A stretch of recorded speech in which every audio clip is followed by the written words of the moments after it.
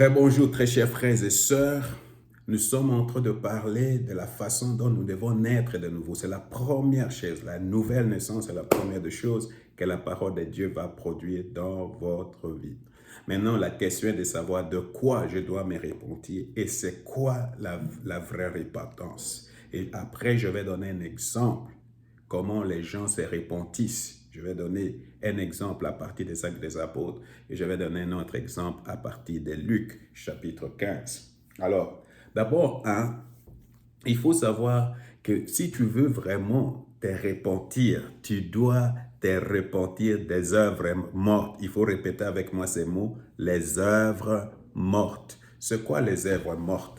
Les œuvres mortes, ce sont des choses que nous faisons au jour le jour et nous pensons être bien, nous pensons être des hommes gentils, des hommes bien, des hommes qui ne volent pas, des hommes qui ne frappent pas leurs femmes, des choses comme ça. Donc, nous pensons que nous sommes bien, nous sommes des hommes honorables, nous sommes des hommes qui ne trichons pas, corrects et des choses comme ça.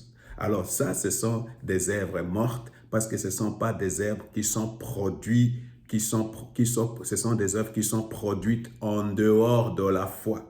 Toutes les œuvres qui sont produites en dehors de la foi sont appelées des œuvres mortes. Et la Bible les appelle de péché parce que tout ce que nous faisons sans la foi est appelé péché. Il faut les remettre là-dessus. Alors, pourquoi? Parce que c'est la foi qui donne la vie à tout ce que nous faisons.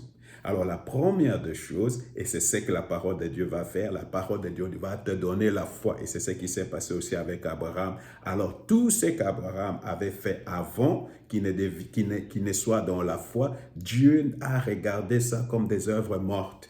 Et à partir du moment où il a rencontré Dieu et il a commencé à avoir une relation de foi avec Dieu, Dieu a pris ces œuvres-là et les a comptées comme des œuvres de justice. Alors, c'est la première des choses. Il faut se repentir de la pensée, je suis un homme correct.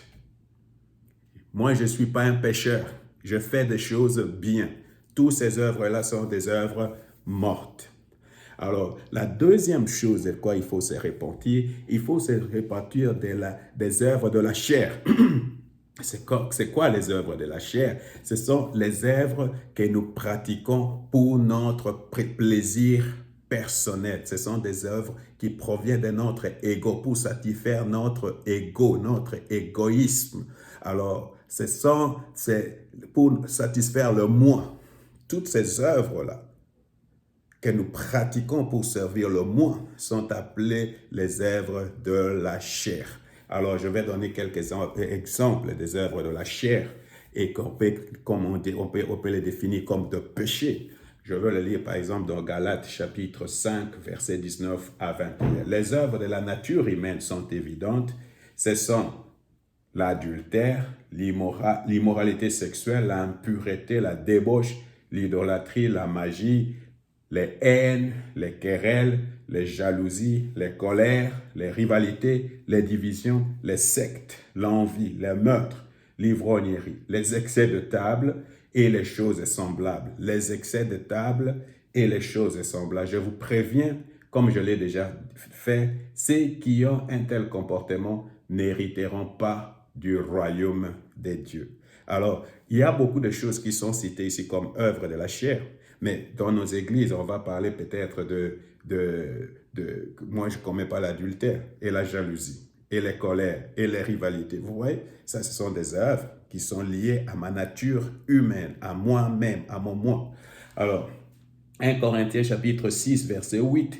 Mais c'est vous, au contraire, je dis le verset 8 jusqu'au verset 11, c'est vous, au contraire, qui commettez l'injustice et qui dépouillez les autres. Et c'est envers des frères et sœurs que vous agissez ainsi. Ne savez-vous pas que les injustes n'hériteront pas le royaume de Dieu?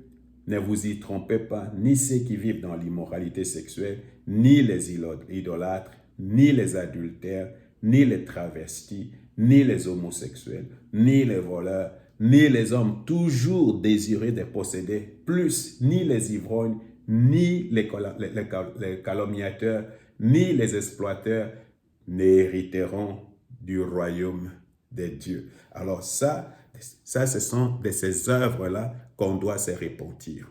Alors, les processus, comment on peut se repentir de ces œuvres-là, c'est d'abord au niveau où tu dois réfléchir comment est ta vie.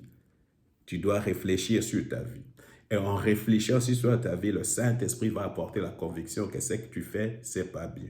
Et après, tu vas prendre la décision de dire, à partir d'aujourd'hui, je ne fais plus ceci, je ne fais plus cela, pour me conformer à la parole de Dieu, pour plaire à Jésus-Christ. Voilà ce qu'on appelle repentance. Je vais encore venir pour définir la repentance et donner 2 exemples à partir de la Bible.